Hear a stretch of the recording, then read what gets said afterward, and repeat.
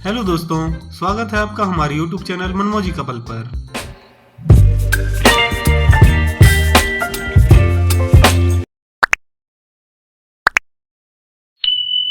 Finally हम महाकाल की नगरी उज्जैन में आ चुके हैं और ये यहाँ का सराउंडिंग परिसर है। यहाँ पर आप पीछे भारत माता मंदिर को देख सकते हैं। ये महाकाल टेम्पल का कॉरिडोर है। अभी काफी तेज धूप है, इसलिए हम यहाँ शाम को घूमने आएंगे और आपको कॉरिडोर दिखाएंगे। यहाँ ब्रह्मा विष्णु महेश का स्टैचू है जो कि बहुत ही सुंदर है। भक्तों की भीड़ लगी हुई है। सामने बुद्धि के दाता, रिद्धि सिद्धि के हस्बैंड भगवान गणेश जी की मूर्ति है। सामने मेन मंदिर में जाने के लिए लोग खड़े हैं। इन सभी पिलर्स में बहुत ही सुंदर नक्काशी की गई है। अब हम शेषनाग मंदिर की तरफ बढ़ते हैं। यहाँ पर कंस्ट्रक्शन का काम चल रहा है, इसलिए गेट बंद है। अब इसके बाद हम परिक्रमा लगा लेते हैं। भगवान भोलेनाथ के दर्शन के लिए बहुत ही लंबी लाइन लगी है। अगर आप लाइन में नहीं लगना चाहते तो VIP पास बनवाकर डायरेक्ट भगवान भोलेनाथ के दर्शन कर सकते हैं। यहाँ पर भगवान भैरव के विभिन्न अवतारों का स्टैचू बना हुआ है। जब आप उज्जैन जाएं तो नाइट में एक बार जरूर इस कॉरिडोर का विजिट करें। भैरव बाबा के दर्शन के बाद हम महाकाल सेतु की ओर जा रहे हैं। महाकाल सेतु मेन मंदिर के सामने ही बना है। ये भगवान भोलेनाथ के दर्शन के लिए मेन गेट है। सामने तालाब है। तालाब में लाइटिंग की गई है। रंग बिरंगे बल्बों का उपयोग किया गया है। अब हम यहाँ थोड़ा आराम करेंगे इस गार्डन में। A few moments later. आगे बढ़ने पर हमें सेल्फी पॉइंट मिला जहाँ हमने फोटो क्लिक कराई। इस कॉरिडोर में एंट्री के लिए ये एक और रास्ता है, यहाँ से आप आ सकते हैं और ये भगवान नरसिंह का स्टैचू बना है।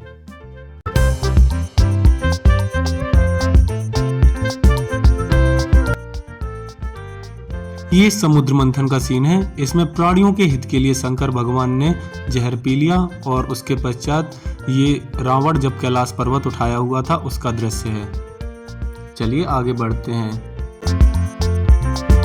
यहाँ पर माता सरस्वती, लक्ष्मी और पार्वती का स्टैचू है और ये प्रांगण का बहुत ही सुंदर दृश्य। हमें इस कॉरिडोर में घूमते हुए 3 से 4 घंटे हो गए। अभी भी वापस जाने का मन नहीं हो रहा। चलिए आगे दिखाते हैं।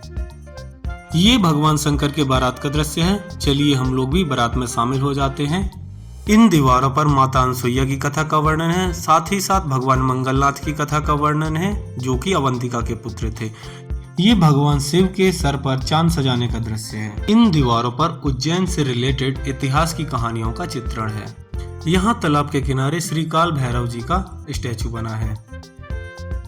मंगलनाथ की कथा के बाद इन दीवारों पर त्रिपुरारी शिव की कथा का वर्णन है और ये हमारे साथी पार्टनर आरती देवी बैठी हुई हैं और ये भगवान शंकर का स्टैचू बना है। इनकी सुविधाओं के लिए छोटी छोटी गाड़ियां भी चल रही हैं जो कि निःशुल्क सेवा देती हैं।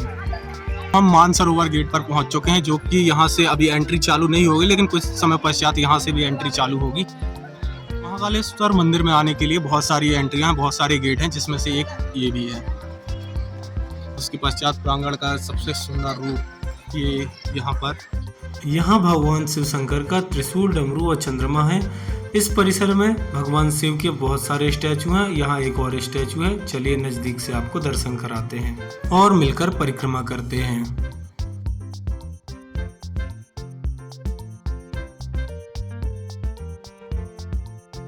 बहुत ही सुंदर दृश्य है। ये कमल के फूलों पर योगी तपस्या कर रहे हैं मुनि।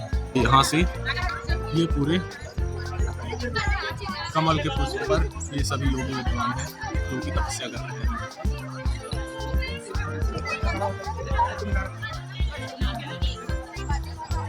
इसके बाद आगे चलते हैं।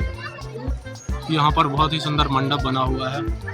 इसके नीचे बहुत से पर्यटक आराम कर रहे हैं। भगवान श्री गणेश की मूर्ति यहाँ पर विद्यमान है। त्रिपुरासुर का संहार भगवान शिव के द्वारा किया गया है। इसके पश्चात ये और एक और है नवग्रह मंडल, जिसमें सभी ग्रहों के दर्शन हैं। की परिक्रमा कर लेते हैं। नवग्रह की परिक्रमा कर लेते हैं। अब यहाँ पर घूमने के लिए आए हैं और बस माफिया अटेंड ना करें तो पूजा अधूरी रहती है। इसलिए अगर आप भस्मारती अटेंड करना चाहते हैं तो सुबह अपने ओरिजिनल आधार कार्ड लेके 1 नंबर गेट पर वहाँ से आप अगले दिन के लिए भस्मारती के लिए टिकट ले सकते हैं। या फिर आप ऑनलाइन करेंगे तो वो आपको करीब 2 महीने पहले से करना पड़ेगा, नहीं तो स्लॉट बुक हो जाते हैं। 150 टिकट डेली के लिए रिजर्व होते हैं, जो कि आप आके परचेस कर सकते हैं। सुबह आपको 6 बजे लाइन पर लगना पड़ेगा और 8 बजे काउंटर खुलेगा। आप आसानी से भस्मारती ले सकते हैं। अगले दिन 1:30 बजे से आपको लाइन में लगना होगा और उसके लिए अलग से आपको धोती और कुर्ता वगैरह जो है उसका ड्रेस कोड वो आपको यहीं से आपके जो बात करेंगे तो हम प्रोवाइड कर देंगे। और ये यहाँ पर लोग पूरा अगर आपको वर्चुअल भस्मारती अटेंड करनी है तो आप इन काउंटरों में संपर्क कर सकते हैं। यहाँ पर प्रसाद काउंटर भी बना हुआ है, आप प्रसाद कलेक्ट कर सकते हैं। आरती के बाद हम लोग हरिसिद्ध मंदिर में आए हैं। यहाँ पे बहुत ही